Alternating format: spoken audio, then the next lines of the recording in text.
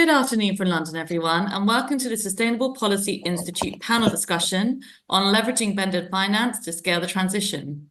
So this panel discussion, which will also launch the winter 2025 edition of the Sustainable Policy Institute journal, which is titled Push to Start, Blended Finance as a Catalyst to Sustainable Investment. In this panel, we'll be discussing the latest trends in blended finance, as well as the required financial frameworks, the role of multilateral development banks, and the mechanisms to build sustainable investments in emerging markets in particular. So I am Emma McGarthy, head of OMFIF's Sustainable Policy Institute, and I'm joined today by Ryanne, who is Senior Sustainable Finance Officer at the Netherlands Bank, Erich, who is Director of Business Relations at CDPQ Global, Vivian, who is co-head of ESG at Global Macro at Franklin Templeton, and Nana Maidugu, who is head of Sustainability and ESG at the Nigerian Sovereign Investment Authority. If you have any questions for our panelists, please do put your questions and your name into the chat box, and I will then address this at the appropriate time to our esteemed panel. So thank you all for joining me. We're going to start today just with a question to each of you to set the scene, and then we'll go a little bit deeper into our discussion. So Ryanne, I'm going to go to you first as our central banker on the panel. Could you talk me through the Network for Greening the Financial Sector's Blended Finance Initiative, which was established, and how it supports existing work on greening the financial system? Over to you, and thank you so much for joining us today. Yeah, thank you so much, Emma, for inviting me to participate in this a very interesting and important panel, I think. Maybe before I start, and for those of you that are not familiar with NGFS, so the Network for Greening the Financial System, it's a network of over 140 central banks and supervisors, and the network aims to accelerate the scale-up of green finance and develop recommendations for central banks' roles in addressing climate change. It is a voluntary coalition of the willing, so without standard setting powers or anything like that, we do not make policies. And DNB, my organization, so the Dutch Central Bank, we are one of the founding members of NGFS and an active participant. And among others, we co-chaired this Blended Finance Initiative together with our colleagues at the Monetary Authority of Singapore.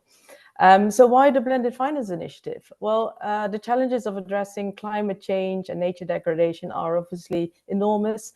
Current climate and nature financing is just a fraction of what is needed to address the global challenges we are facing, and especially for emerging markets and developing economies, financing falls short of what is needed. And blended finance can play an important role in closing this finance gap. So by strategically using concessional capital and absorbing risks, blended finance can enhance the risk-return profile of sustainable projects, and this may attract a broader set of private investors to sustainable projects. Well, because of the enormous potential of blended finance in closing this climate finance gap, we decided, so NGFS decided in 2022 to launch the Blended Finance Initiative, and really to use its convening power to raise awareness about blended finance. And during COP28, this working group published a first technical note on how to scale up blended climate finance for emerging markets and developing economies in particular. Well, this note explored good practices, principles that underpin the scaling up of blended finance solutions, and it identifies key barriers to scaling up climate blended finance solutions. It provides policy recommendations to address those barriers, and it also showcases some demonstrative projects from various EMDEs, which have actually successfully crowded in private capital into climate financing projects. Well, among those key barriers, maybe some to highlight there are a limited viable investment opportunities in EMDEs, data gaps, fragmented disclosure standards in different regimes, but also knowledge gaps across the blended finance ecosystem. The bespoke nature and complexity of blended finance instruments often came up. So the lack of standardization, lack of liquidity, we often see, but also lack of climate policies and regulatory clarity in some markets, and basically the broader enabling environment, which obviously can play a very important role. Well, I'll, in order to address these challenges, obviously we've identified several policy recommendations. I think I'll go into that a little bit later. Yeah. So maybe just good to mention a little bit of what we've done after that within the NGFS. So to explore these growing challenges, and really as a follow-up of the Blended Finance Initiative, in 2024, we set up the Task Force on Adaptation, and in COP29, so last November, we published our first conceptual note on adaptation, which really builds on the previous publication on blended finance, and where we go further into adaptation and what that means for risk management, but also for finance. And well, you asked also, how does that relate? How does that support the existing work of NGFS on greening the financial system? Well, as far as we're concerned, it's really all part of what is needed to provide the greening of the system.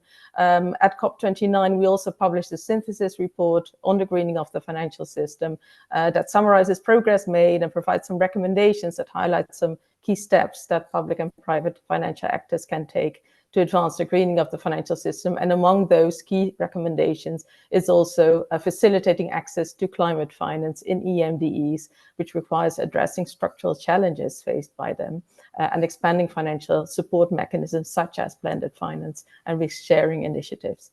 So basically, these can all help accelerate the transition and are all to be seen holistically and in conjunction. So maybe I'll stop there. Yeah, thank you, Ryanne. This is the great setting of the scene, especially kind of highlighting some of those key barriers, which we'll dive into a little bit more in the conversation. Through OMFIF's work in this space, actually, policy is 100% one of the biggest barriers that actually comes up in our discussions. So we'll dive a little bit later into those policy recommendations that you have. Erich, I'd like to go to you next. You very kindly contributed to this edition of the journal.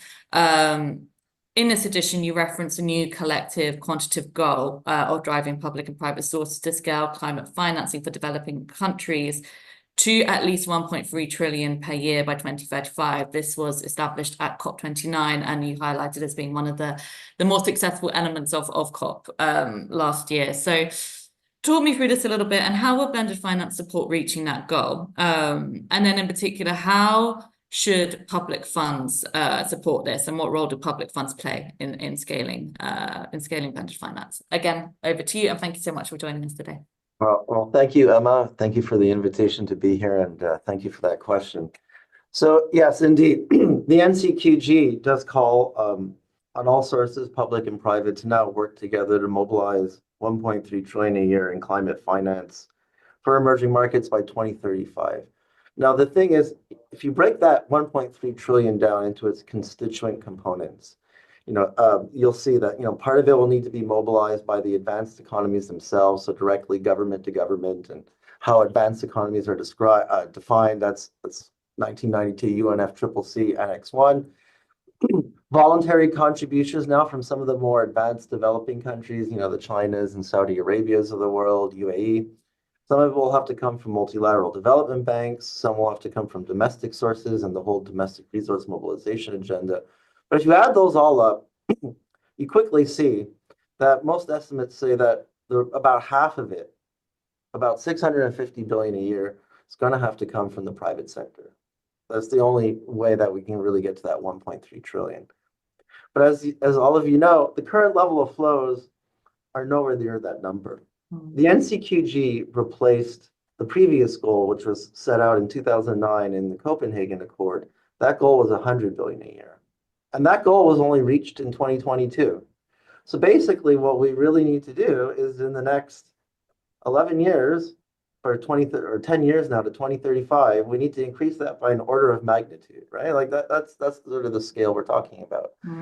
And given, that need to increase by an order of magnitude, like that's not going to happen under a business as usual approach. We really need innovative tools and approaches to make that quantum leap if we're going to get close to that.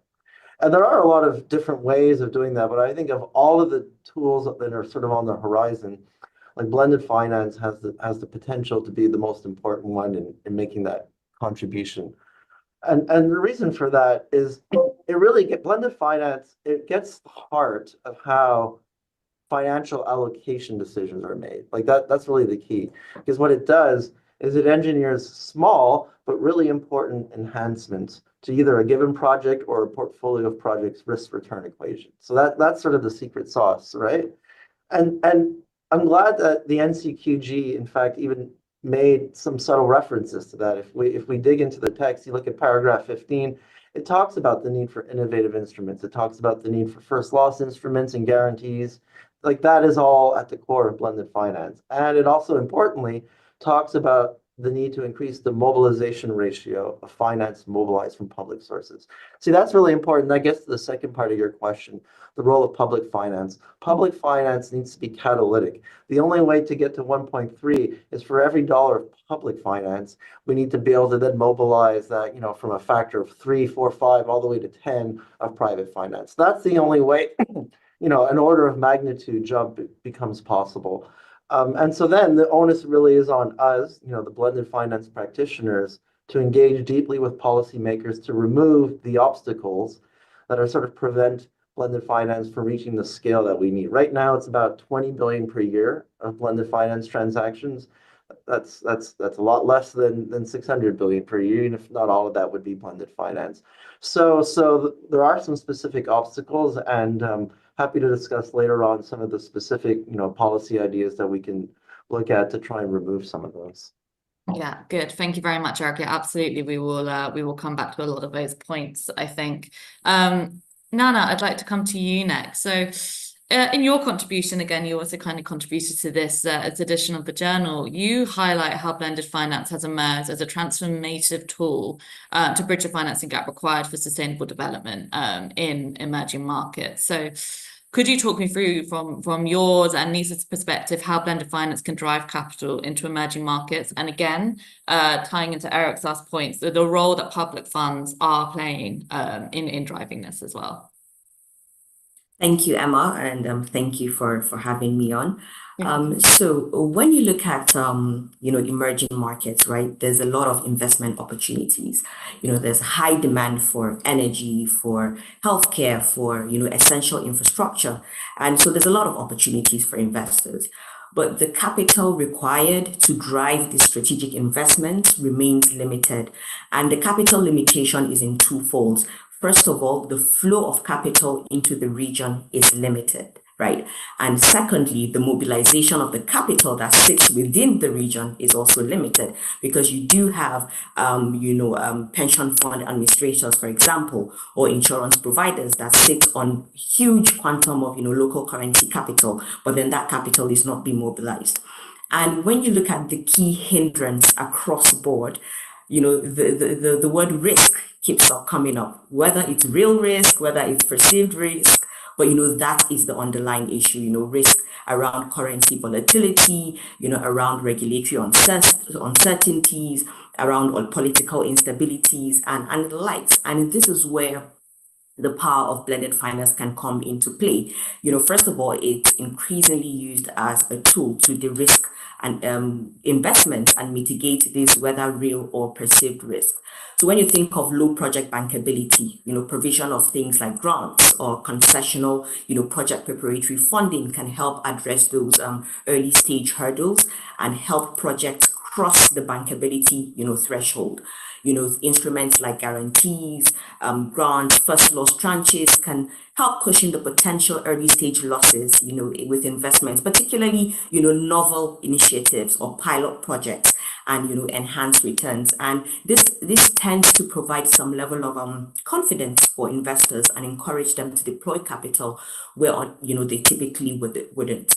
And secondly, beyond mitigating risk, blended finance can also be leveraged to develop markets and ecosystems, particularly in such a region as ours, where the financial market, is not so, the structure is not so sophisticated as other regions. So by injecting these funds, you're able to stimulate the creation of markets, creation of sectors that would typically struggle to, attract private capital. And this can crowd in, additional commercial investments as these markets mature. And at times it's not just even concessional funds. At times it's just putting in equity to take on that early stage risk, and demonstrate the viability of certain business models that on a typical day are particularly looked at as high-risk sectors.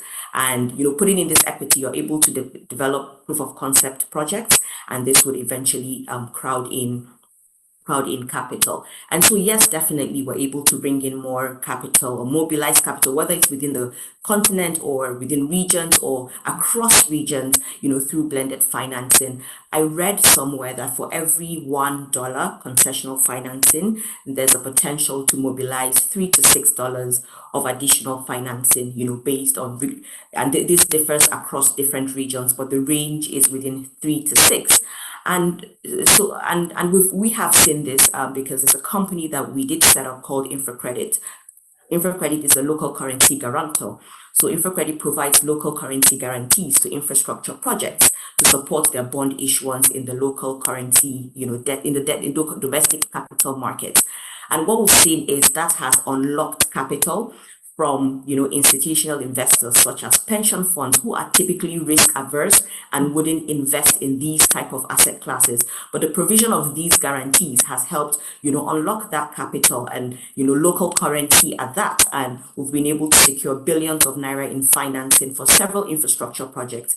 And not just that, we've been able to develop the local or the domestic capital markets, because now local currency bond issuances are a normal thing. The capacity has been built and that market infrastructure is active. So I think when structuring blended finance tools, it's important we look at it from a catalytic angle as opposed to a one-off solution, right? So how does this tool catalyze additional capital at scale, as opposed to how this tool just solves for one particular issue? And this has been NSI's approach and our strategy with, the platforms and the projects that we develop. That kind of catalytic, this is an example basically of, what catalytic role blended finance can play in mobilizing capital. Yeah. No, thank you, Nana. And that's quite a good figure. The $1 of concessional financing can then generate $6 of kind of wider financing. I think that's very powerful. We'll go again a little bit deeper into some of the barriers, but also the opportunities that you're facing. But Vivian, I'd like to go to you next. Again, thank you so much for contributing to this edition for the journal. So you are our private market representative on the discussion, and you talk a little bit about how blended finance has mobilized only around 230 billion for sustainable development compared to the 4 trillion per year that the same countries will need to meet their SDGs. So Vivian, could you tell me why this is, and then what role does the private sector play? Erich's already said the figure of 650 billion that needs to be generated by private finance. Could you talk me through the role that fund managers need to play to drive this forward? And again, thank you so much for joining us today. Over to you, Vivian. Thank you, Emma, for having me, and thank you for having me back. It's always great to something. It means you didn't do that bad of a job the first time. So excited for this conversation today with all my fellow panelists as well. I think, the folks who've spoken before me have done a great job emphasizing why blended finance is important and the large gaps that need to be filled. So I'll focus on the second part of the question. And I think the reason, the gap has remained is that blended finance, it continues to be viewed as a relatively niche tool outside of mainstream investment strategies. I think it's very clear that many within the sustainable investing space, including members of this call, do feel very strongly about its potential, but it's also very clear that there have not yet been clear solutions on how to scale this. So I do believe asset managers have a very important role in driving blended finance forward. Just very basically, asset managers, we serve as you can think of it as the bridge between capital markets and asset owners. So we are connecting investor objectives with issuers and originators. So our job is not only to work with clients that are already interested in blended finance, but also to hopefully educate others on its importance and try to help shape the market.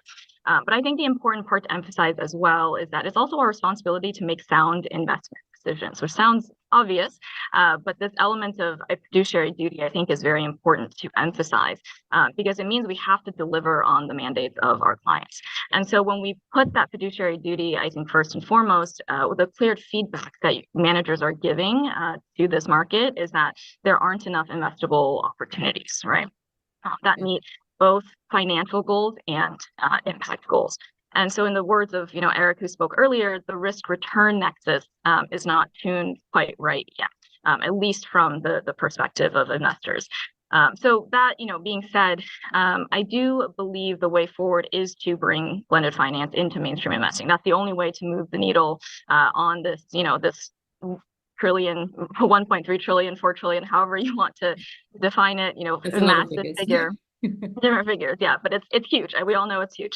And so I think in this, for asset managers, what we can do is, have a role in communicating between the different stakeholders. So we need to have open and honest conversations with investors, with other investors, with development finance institutions, with policymakers that are committed to unlocking blended finance. But I would argue that, so even more than conversation, which, which is always positive, I think we need to take some bold action in beta testing, promising ideas, seeing what works, seeing what gains traction, and we can talk about some of the potential solutions later on in the fall. But we are very excited and eager to take on the challenge and see what we can all build together. Thank you very much. Yeah, and again, lots that we can come back to there. I think I'd like to go back to the barriers element first of all. We've heard from several of the speakers now the kind of barriers that comes from being able to find investment opportunities and project opportunities. So Nana, maybe I'll come to you first, just on this point.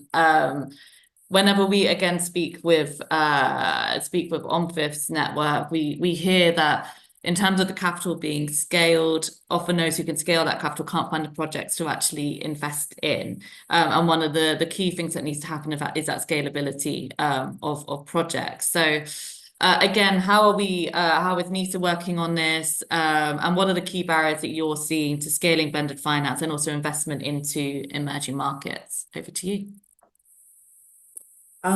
I would say one of the key barriers that I see is around, complexity and structuring, right? So blended finance deals are not as straightforward. You have all these different actors, playing in, you have different structures, and this could be, besides being time consuming, it's also resource intensive. And, you have some players within the ecosystem that are not as familiar with blended finance instruments and so are unable to or struggle to assess the risks and the opportunities. And, that can tend to hinder the level at which we're able to scale blended finance. Another point, which I think someone touched a bit on this earlier, is, a lot of blended finance structures tend to be bespoke. Right, so it takes a retail approach as opposed to a wholesale approach, and this not only reduces the scalability of such solutions, but it also increases the cost of structuring these tools. And then Vivian touched on misalignment of risks and returns, which is also a key point, because what it does is a lot of investors want market rate returns, right? And when thinking of blended financing, it often involves, concessional capital. So this shrinks the size of the actors within the investment ecosystem that are able to provide this blended finance solution. So it basically shrinks it to probably just DFIs, MDBs, and maybe your donors, your philanthropic organizations, right? And the pool of concessional capital from these sources that I mentioned are limited compared to the scale of the financing gap. Also with development financing, they're mostly tied to, short-term donor cycles, and this tends to conflict with the long-term nature, particularly when you're talking of infrastructure, and development projects. I think another key hindrance to scaling up blended finance is the lack of the bankable projects, right? Because if we're pushing for more blended finance, it means there should be, projects to absorb this capital, right? Or projects to use these tools. However, you have that shortage of, these projects that should leverage on blended finance tools, to mobilize additional capital for such projects. So I would say, with my experience, those are some of the barriers that we have seen in terms of, scaling or limiting the extent to which, we are able to scale blended finance solutions. Yeah, very good. Erich, over to you. Does this ring true to you as well? What barriers are you seeing? I think it's a very good point about kind of the bespokeness of the project. How can we bring a bit of consistency to blended finance structures and tools? And yeah, does this kind of ring true in terms of what Nana's just said? We've also had our first question from the audience, which I'll throw to you, and then Nana, if you want to chip in on this as well, as it is very much directed at pension funds.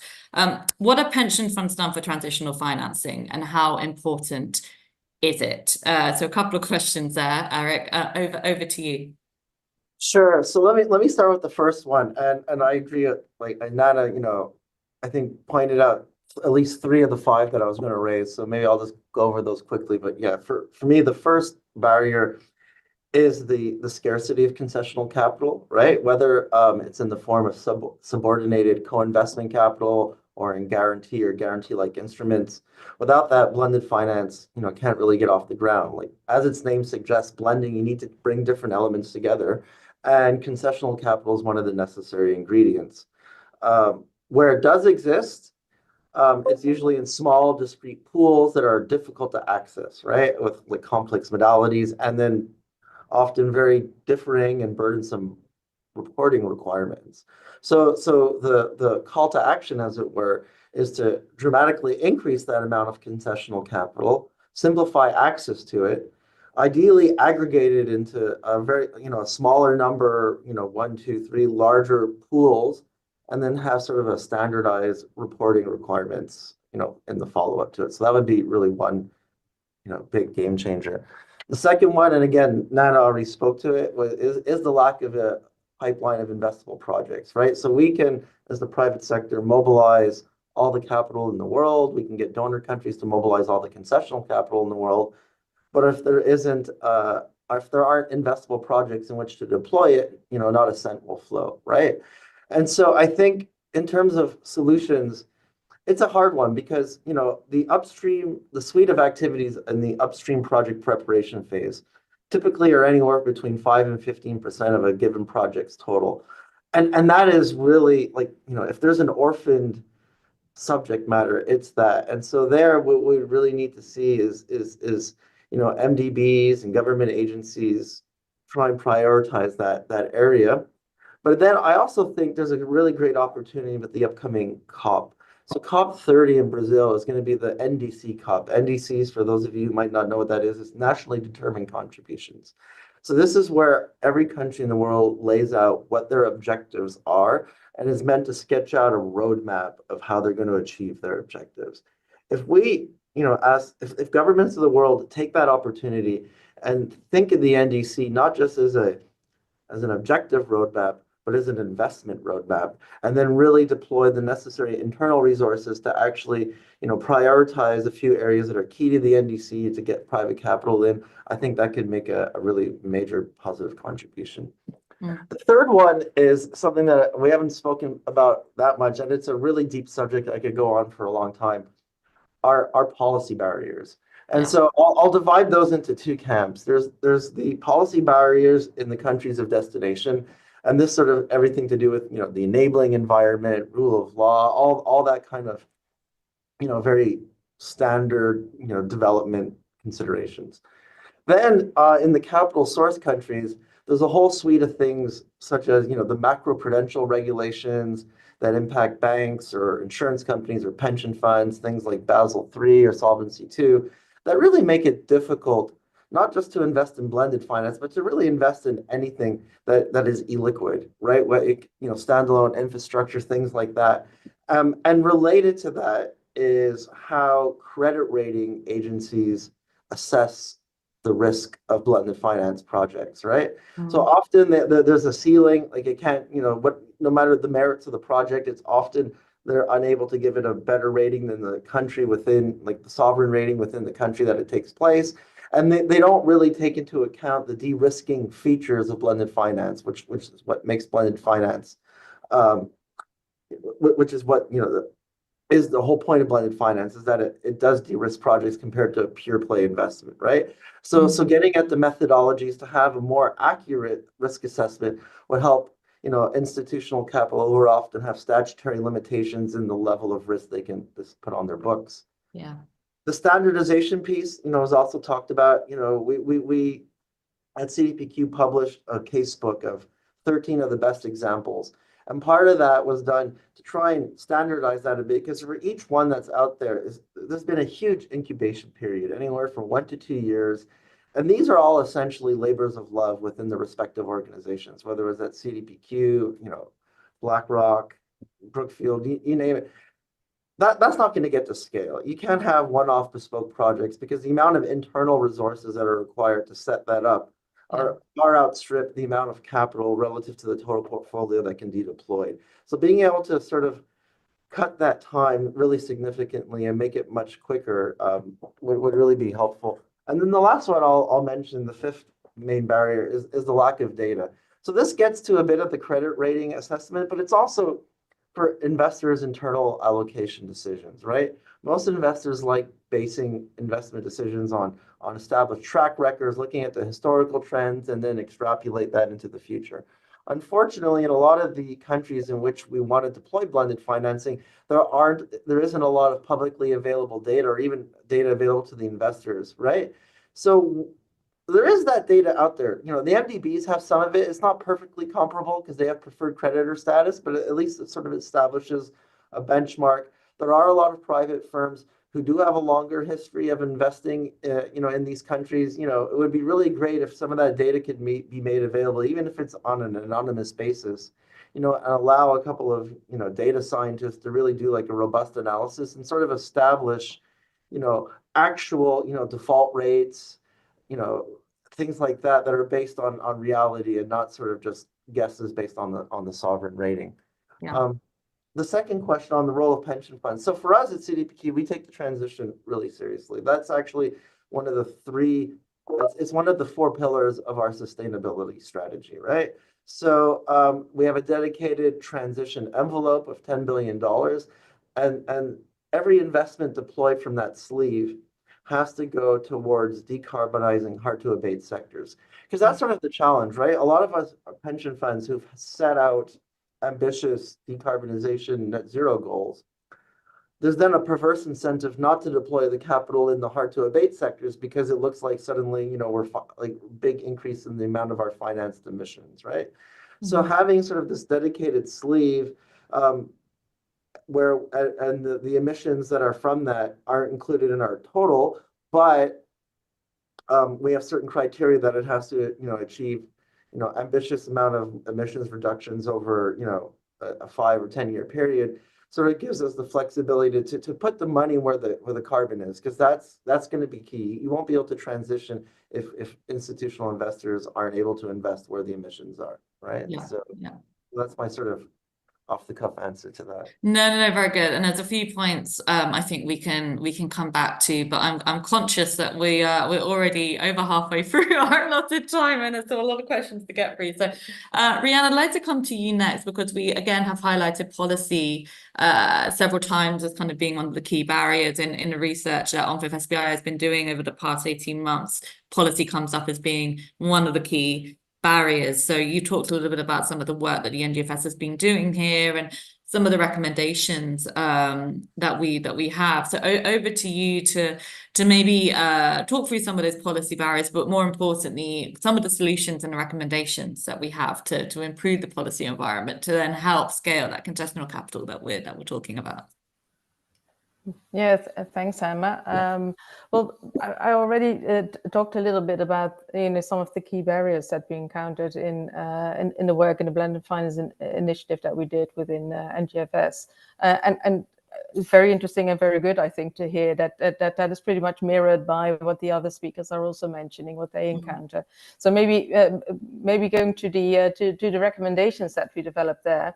Well, basically, as a general recommendation, obviously, it is so important to have these partnerships. So across public and private sectors, multilateral development banks, development finance institutions, et cetera, that is really needed in designing and implementing blended finance solutions.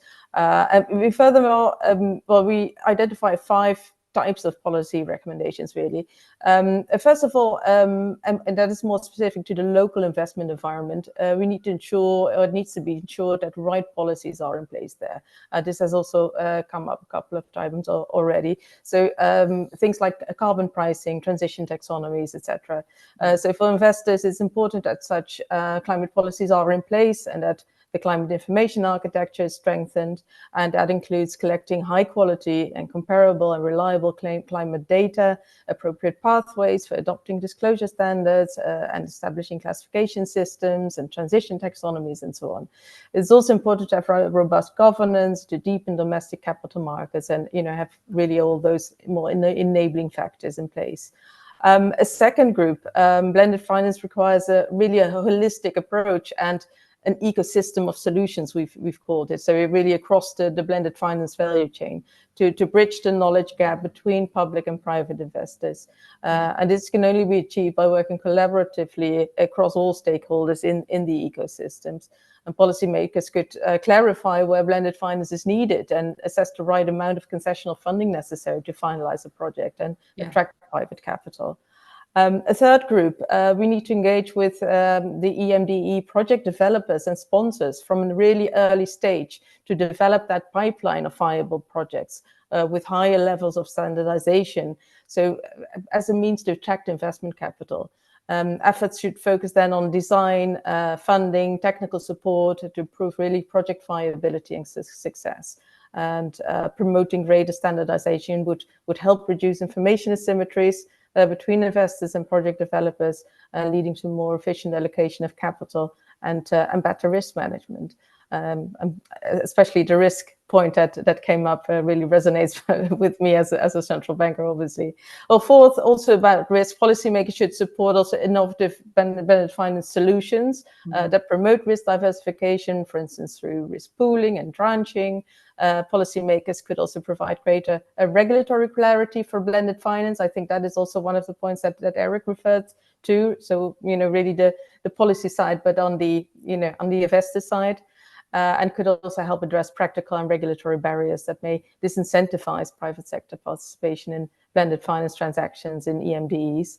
And finally, information intermediaries such as credit rating agencies or ESG data providers, they need to be part of the puzzle to improve EMDE investability and realign products where relevant. So basically quite a big suite of recommendations, but yeah, I think they probably sort of mirror the barriers that were identified. Maybe also go a little bit into the role of central banks and all that, and I believe there's also actually a question from the audience about that. Yeah. Well, I think it's a very good question. What role is that we can play in this? And I really believe that an important role that central banks can play is about raising awareness, using their convening power to really put it on the agenda, raise awareness, raise knowledge about it, etc. And the decision to launch a blended finance initiative is really a prime example of that. But more specifically, what can we do ourselves as central banks or as supervisors? Well, I think we can also play a supporting and contributing role in areas like helping to make sure that there are metrics and tools put in place for better measurement and disclosure of different kinds of finance, including adaptation, or exploring the need to enhance policy, including supervisory and regulatory frameworks to better mirror these requirements, but also to foster an enabling environment for blended finance, adaptation finance, climate finance in general, and last but not least, encourage international collaboration. With actions focused on local considerations. Yeah. So I think as central banks and supervisors, we're typically not in the driving seat when it comes to blend finance. However, we can provide, I think, this supporting role and try to get the right policy structure and the right supervisory and regulatory structure in place. Yeah, very good. And for those who are interested in reading those recommendations in detail, what the journal publication does feature a piece from the NGFS with a link to those, so you can dive into those in a deeper way.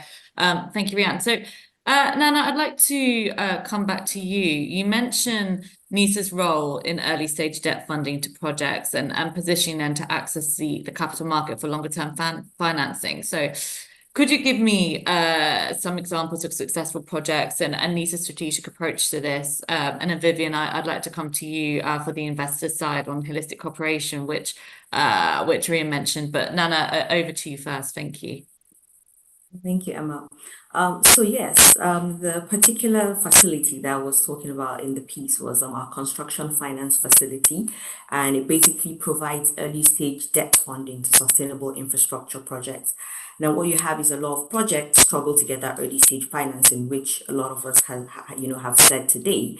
And I did talk about our company InfraCredit that provides guarantees, right? But there are some projects that have gone past pre-development, but are not yet at the position where, InfraCredit is able to provide them with these guarantees, right? And that was why we set up the project finance facility. And what it does, it's basically provide that early stage financing. It acts like, we call it a bridge to bond facility, right? So it provides that bridge financing, takes a project from point A to point B, where it has, established predictable cash flows and, it's able to issue bonds in the local debt market. And then, InfraCredit then comes in and provides, these guarantees for these projects through the bond issuances. An example of some of the projects that we've financed through this facility is, we've actually done a number of, solar mini-grid and off-grid projects.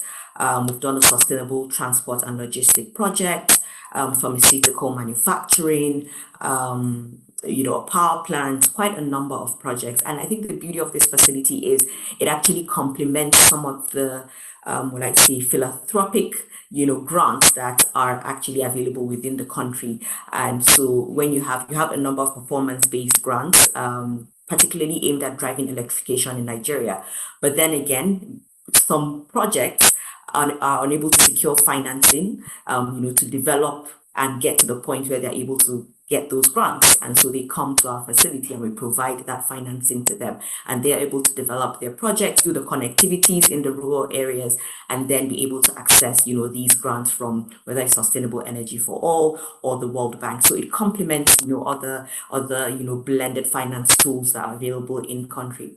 Now, this example I gave is basically NSI's, approach to capital mobilization. We've adopted a life cycle approach to capital mobilization, which looks at the different, sectors within the project development value chain and provides, different solutions for each of those sectors. So at the early stage, we have project preparatory facility, which, provides, takes promising opportunities and, does the additional, pre-development work and provides that pre-development financing and then makes those projects, bankable. So we're able to de-risk those early stage projects. At the stage of construction, we have the project finance facility, which I spoke about, or we even put in our own equity to demonstrate proof of concept, projects. And, this helps projects to achieve critical milestones, whether it's, construction completion or operationalization or revenue generation, as it may be. And this also positions different projects to then be able to access capital markets.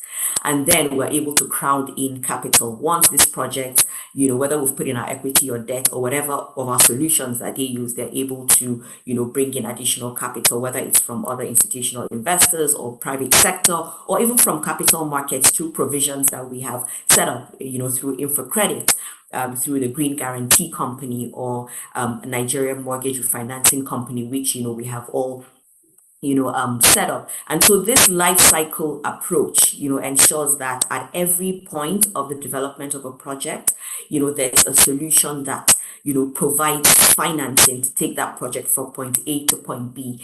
And, through this approach, we're able to mitigate risks, we're able to crowd in additional capital, we're able to boost, investor confidence, and as well as strengthen the ecosystem within the country. And outside the country as well, because GDC is not just focused on Nigeria. GDC focuses on, developing regions and emerging markets. Yeah. No, a really good story. And I think that also shows the the influence that the funds can have, and the influence that you obviously have in supporting these projects development. So that's really fantastic.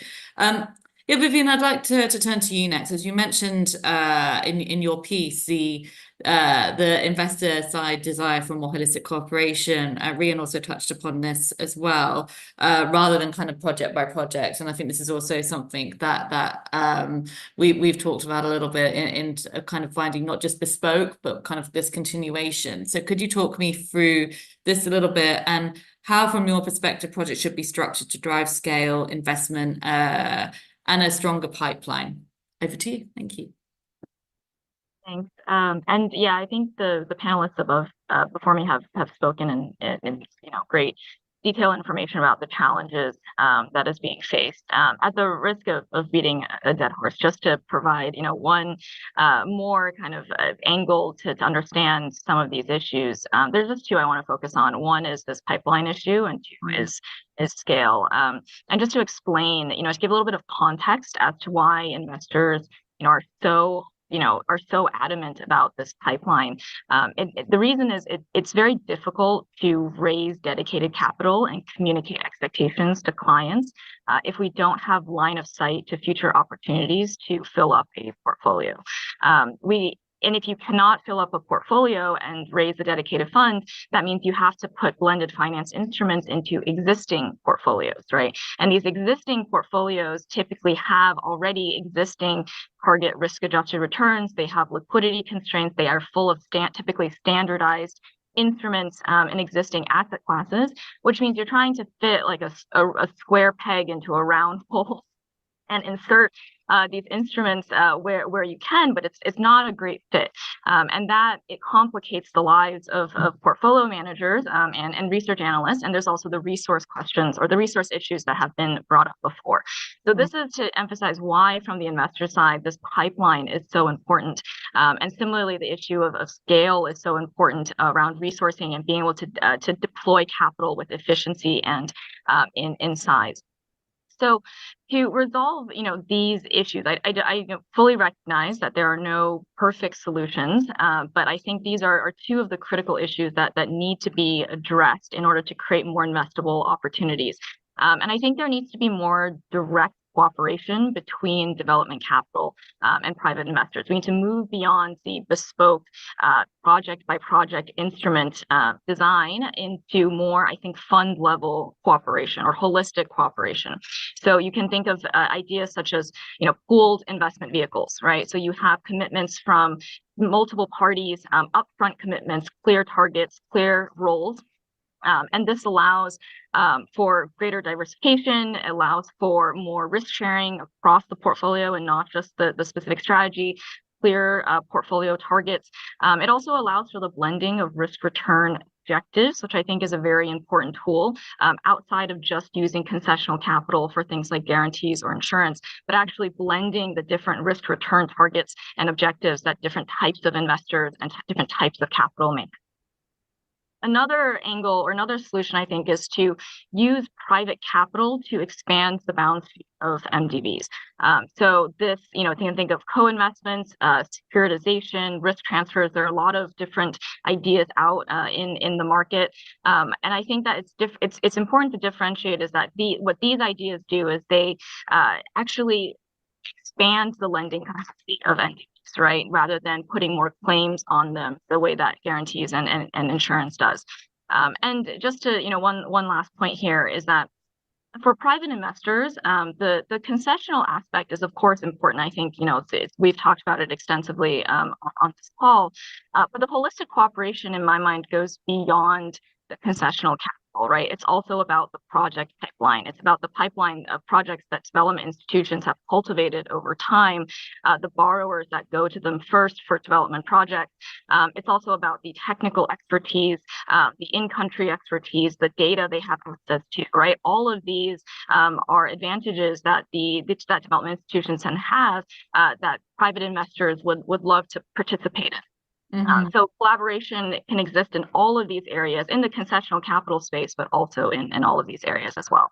And I just want to conclude by saying it's not that the project approach is not valuable. I think it can create very significant impact in the areas touched by the project. I think there's been some great examples on the call, but my point is just that there has to be a broader investment framework that emerges within blended finance if we want to bring it into the mainstream. Yeah, yeah.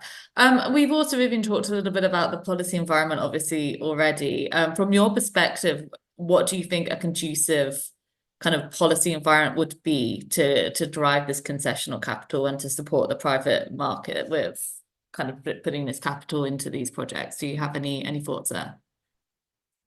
Yeah, I mean, I think there are different aspects of this. There's a policy environment that is very proactive in kind of seeding these opportunities, right? So I think from a regulator's perspective, or from a central bank or policymaker perspective, they have an important role in both perhaps providing some elements of the concessionary capital. They have the, as Ryanne mentioned, the ability to convene different stakeholders to push forward, this agenda. So I think they have an important role in facilitating these types of projects. On the other hand, and this is a larger topic in and of itself, I think there are questions around regulatory treatment of what is considered sustainable investing, right? And different jurisdictions have very different definitions around different taxonomies, different exclusions, different requirements for investments that are made to be considered sustainable. And these create challenges for the investors because we operate, for large asset managers, we tend to operate in many jurisdictions. So meeting these disparate and complex requirements is challenging, and oftentimes they can be a little bit inflexible in terms of the definition and limiting to potentially new opportunities or new structures in that definition. So I'll say. No, thank you. Very, very useful. We're beginning to run out of time. And Erich, I wanted to come back to you because obviously we talked about blended finance in how it supports emerging markets, but I think it can also be used in developed markets, and CDPQ has been a big proponent of blended finance and also has examples where it actually has been used. So could you talk me through some of these examples and these successful projects and maybe some of the lessons learned from those projects too? Yeah, no, absolutely. And you're completely right. Blended finance as an idea really emerged out of the development finance space, right? You go back to 2013, 2014, it came out of the World Economic Forum. There was this redesigning development finance initiative that was co-chaired by a Canadian minister at the time. And so it was really aimed originally to mobilize capital for the MDGs and then the SDGs and then Paris. But as it turns out, and especially now in an era where most of the G7 countries are facing growing budgetary constraints, it turns out that a lot of the lessons learned and the structures developed are very applicable in the advanced economies as well. And in fact, you mentioned that CDPQ has been a big proponent of that. We have what we think is one of the best examples of that. So there's the biggest public transportation project in Quebec in the last 50 years is this thing called the REM, R-E-M, and it's a 67-kilometer light rail project, light rail line across the island of Montreal, right? And this was built, designed, and now operated with us in the lead, but through an innovative equity blended finance instrument, where us at CDPQ, we have 70% senior equity in it with a target return over the life of the project of 8 to 9%.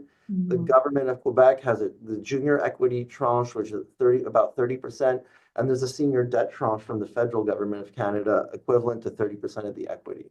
And so everything that we've talked about so far in the developing country context, these lessons are applying here. And here, lo and behold, using these lessons, we were able to build and at a great level of efficiency too. The REM, it ended up costing 150 million per kilometer, which seems like a lot, but there's actually a fraction of the cost of comparable light rail or public transportation systems across North America. If you compare that cost to what was done in places like New York or other major cities, at a fraction of the cost, at a fraction of the budgetary need for the government, And you know, I think, and we're very proud in our case that it was, you know, done on, you know, on time. So all that to say, you know, as the G7 countries look to, you know, build new infrastructure, as the need for new infrastructure becomes more important, you know, in the face of growing climate risk and the need for adaptation and resilience, and look at the levels of debt, right? You know, post-COVID, there's not going to be a huge amount of space for public spending. I think these blended finance solutions offer a way forward in many cases for the large-scale public infrastructure in the advanced economies. Yeah, no, good. In our last few minutes, actually, Erich, you mentioned adaptation and resilience. I think this is something that we all acknowledge is becoming increasingly necessary and important. You know, we are now seeing climate catastrophes happening. We are having to adapt. It's not just about mitigation at this point. Ryan, you also mentioned this as well in your opening work and opening comments and some of the things that the NGFS is doing. So Ryan, I'll come to you first and then would love for the other panelists to input. Yeah, what work is the NGFS doing here, and how can blended finance help and complement the scale of adaptation finance, which at the moment is very low? And I think one of the reasons is there is this kind of uncertainty about the return profile of adaptation finance. But yeah, Ryan, over to you first, and then Erich, maybe I'll come to you, or whoever else would like to chip in.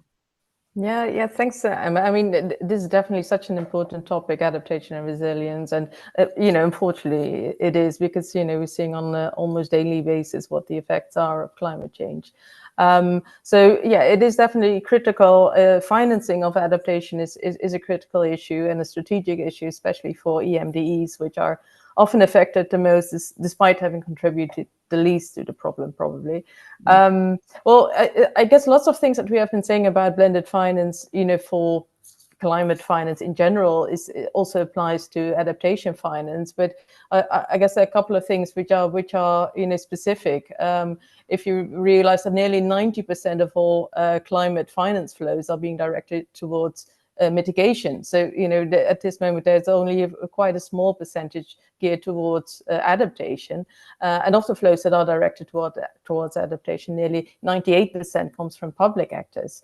So as financing needs to increase, bringing private sector finance becomes really critical from the perspective of risk exposure, but possibly also as an investment opportunity. However, one of the things I guess we see there is that the private sector appears to be more comfortable with mitigation because of its clearer metrics and financial returns. Adaptation is more complex. I think still less understood than mitigation. There are a broad range of sectors involved in adaptation, and adaptation needs vary significantly across different regions, and that poses challenges for the financial industry in evaluating and pricing and aggregating adaptation investments and sharing risks and, you know, achieving portfolio diversification.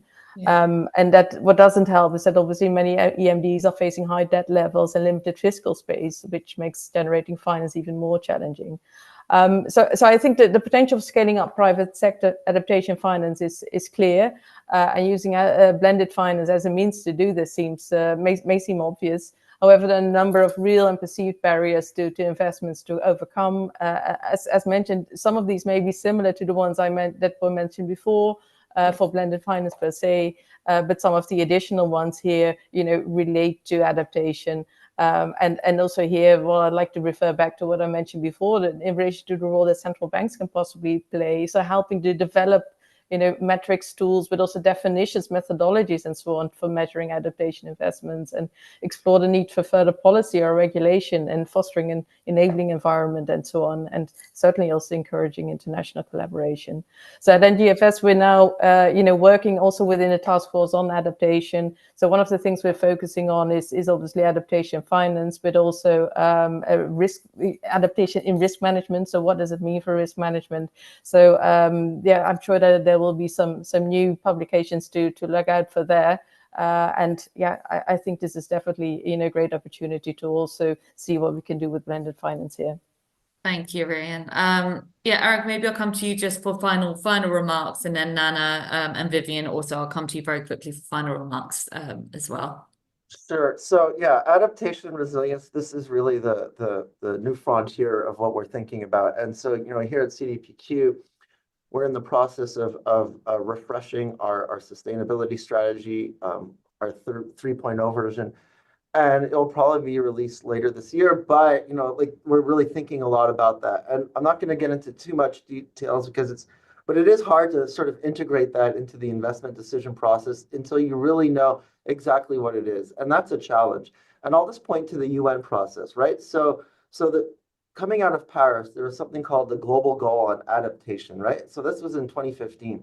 Now it's 10 years later and they still are working on it. And the latest status update on that is they've received 5,000 potential indicators on adaptation, right? Now that shows you just how wide a subject matter it is, but nobody can use 5,000 indicators, right? So they've set themselves an internal objective, and I really hope that they succeed, is that by COP30 in Belém, they'll narrow that down to 100 core indicators.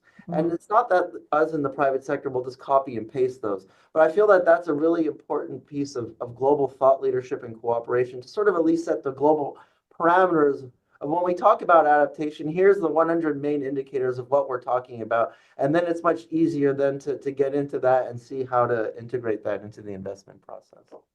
Yeah, absolutely. Thank you. Thank you, Erich. Vivian, over to you for final remarks, final comments. I think my final comment is more on the topic more broadly. I would say, although happy to talk about adaptation, resilience offline. The final comment here is, I think we've had many years of talk and conversations about blended finance. I think, if I can have one call to action, it is to try new things, right? Let's actually, build something new and try new approaches and see what works. I think it is time for action. Yeah, very good. And Nana, over to you for final remarks as well.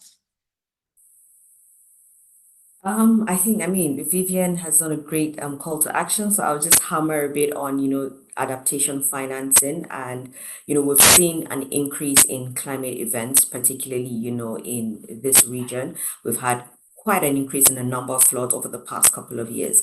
And so we can't overflog the need, to scale financing for adaptation projects, because we need to build the resilience of our ecosystems. We need to build climate resilience infrastructure. And so NSI has invested, in an infrastructure climate resilience fund that focuses on building climate resilience infrastructure, but that is just NSI. There's a whole lot more to be done. And so absolutely, I think we can absolutely leverage blended finance to, mobilize and scale, adaptation finance, because it's if not more important at this point than mitigation. We really need to adapt our ecosystems. Thank you very much, Nana, and thank you to all my panelists for joining today. I think we could continue talking about this for a long time, and obviously we are over time, so I think that's an indicator.